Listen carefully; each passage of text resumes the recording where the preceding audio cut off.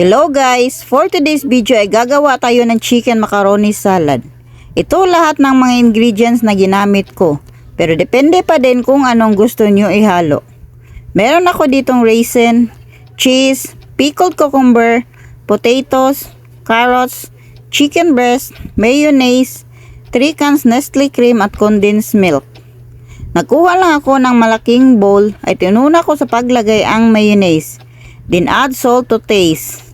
Add black pepper. Tansyahin nyo na lang ang dami na ilagay nyo. Then add Nestle cream.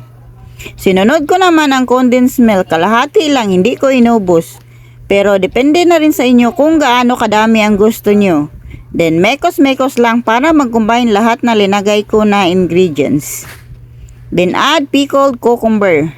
Sa mall ito mabibili, nasa loob ng glass jar. Hiniwa-hiwa ko lang ng maliliit. Then add chicken breast.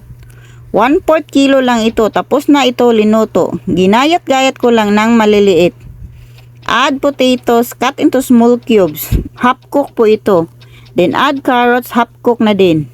Isusunod natin ang raisins na fresh galing sa lata. And finally, ang pinapangunahing sangkap nito ang macaroni elbow. 1 kilo po ito at tapos na linuto, of course, alangan naman na hilaw ang ilagay natin.